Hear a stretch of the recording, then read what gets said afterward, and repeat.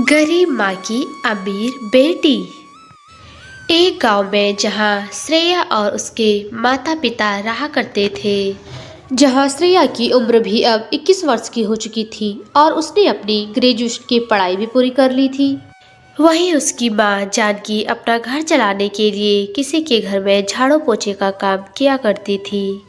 क्योंकि अक्सर पिताजी बीमार रहा करते थे तो इसलिए जानकी को ही घर चलाने के लिए काम करना पड़ता था।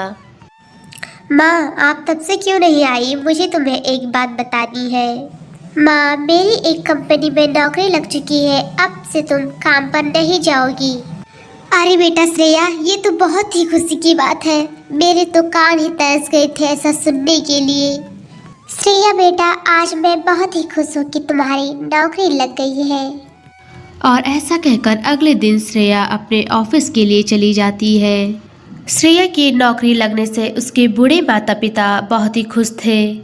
और फिर ऐसे ही श्रेया को नौकरी करते करते कुछ महीने बीत जाते हैं और फिर एक दिन की बात है, उनके घर एक गांव की पड़ोसन आती है और कहती है, और जानकी, कैसी हो तुम? अरे कौशल्या, ठीक हूँ। तुम बताओ, आज कैसे आना हुआ हमारे घर? अरे मैं श्रेया बेटी के लिए एक रिश्ता लाई हूँ। बहुत ही अमीर घर के लड़के हैं और लड़का भी बहुत ही अच्छा है। मुझे उस लड़के के लिए श्रेया जैसी संस्कारी बेटी चाहिए थी, जो अब मिल गई। शहर का सबसे अमीर घर से लड़का है वो, और कंपनी का मालिक भी है। हाँ, मैं भी यही सोच रही थी कि अच्छे घर का लड़का ढूंढकर श्रेया बेटी के हाथ पीले कर दूं। अब हम तो बूढ़े हो गए हैं।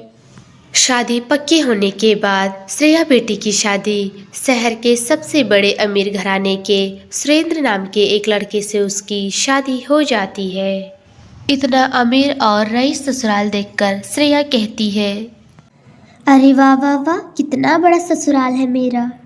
अरे मैंने तो कभी सोचा तक भी नहीं था कि मेरी शादी इतने बड़े घर में हो जाएगी।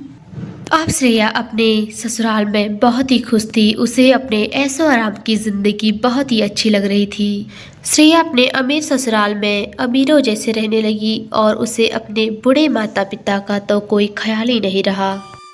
उधर उसकी माता पिता अपनी बेटी श्रेया को बहुत ही याद करते और कहते, जानकी, मैं बहुत ही खुश हूँ कि हमारी श्रेया बेटी की शादी इतने अमीर घराने में हुई। वहाँ उसे किसी चीज़ की कमी नहीं होगी, वो बहुत ही खुश होगी। हाँ जी, हम भी बहुत ही खुश हैं कि हमारी इकलौती बेटी की शादी इतने बड़े घराने में हुई। मुझे तो अपनी बेटी की बहुत याद आ रही है। वो तो यहाँ आई नहीं, पर सुनते हो कि हम चले वहाँ अपनी बेटी को मिलने के लिए। जानकी, हमारे पास जाने के लिए किराया नहीं है और तुम्हें पता है ना, श्रेया की सास हमें कितना कुछ देती है और हम अपनी बेटी के लिए कुछ भी नहीं ले जा पाते। हाँ, पर मुझे तो अपनी बेटी की बहुत याद आ रही है। श्रेया के बूढ़े माता पिता को अपनी बेटी श्रेया की बहुत याद आती है, पर उधर बेटी, श्रेया, मैं काम के सिलसिले में बाहर जा रहा हूँ। अरे रास्ते में तुम्हारा मायका भी तो पड़ता है, तो चलो तुम्हें भी वहाँ छोड़ आता हूँ। अरे तुम्हें भी तो अपनी माता पिता की याद आ रही होगी, और जब मैं शहर से लौट आऊँगा तो तुम्हें वापस ले आऊँगा। अरे नहीं नहीं, मैं नहीं आ रही वहाँ। मुझे गांव में अच्छा नहीं लगता। वहाँ ना कोई पंखा है ना एसी है। वहाँ बहुत ही गर्मी होती है। मुझसे ही नहीं रहा जाता गांव में। अरे कैसी लड़की हो तुम, जो तुम्हें अपने माता पिता की याद नहीं आती। चलो खैर, तुम्हें नहीं जाना तो मत जाओ। मैं अपने काम के सिलसिले में शहर जा रहा हूँ, 1-2 दिन में लौट के आ जाऊँगा। और अब सुरेंद्र अपने काम के सिलसिले में शहर को चला गया और वहीं श्रेया अपने ठाड़ बाड़ की जिंदगी में अपने माता पिता को तो भूल ही गई। एक दिन की बात है, श्रेया के पिताजी गुजर चुके थे तो श्रेया और सुरेंद्र अपनी माँ से मिलने के लिए आए। सासू माँ, ये कैसे हुआ? पिताजी अचानक से कैसे चले गए? सुरेंद्र बेटा, पता नहीं, अचानक से एक दिन उनके सीने में दर्द हुआ और वो गुजर गए।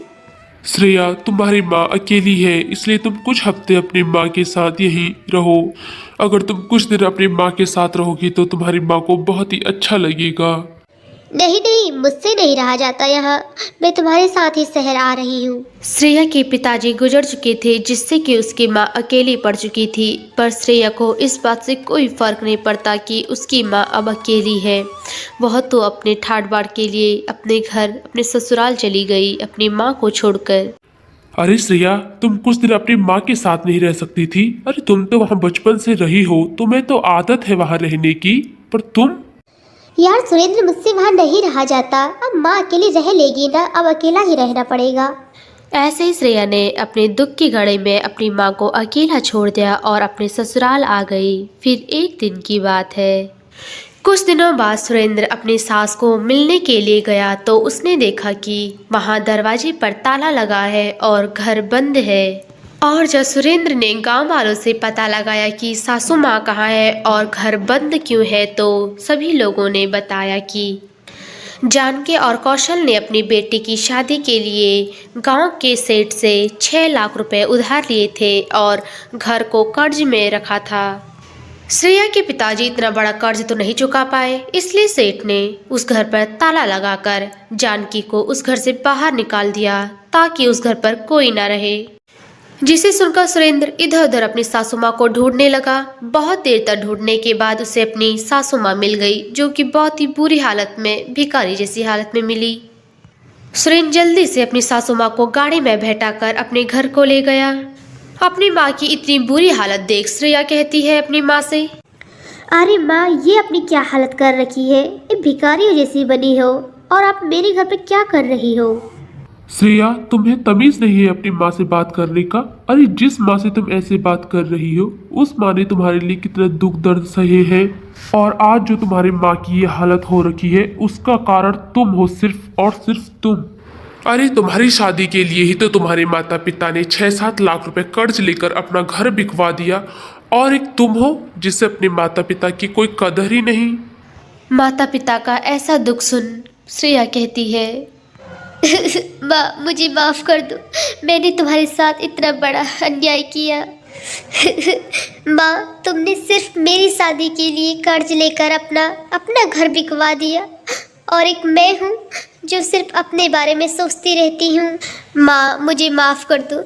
मैंने तुम्हारे साथ बहुत ही गलत किया और मेरी वजह से ही पिताजी आज नहीं रहे, और अब तुम हमारे साथ ही रहोगी। मैं तुम्हें कहीं जाने नहीं दूंगी।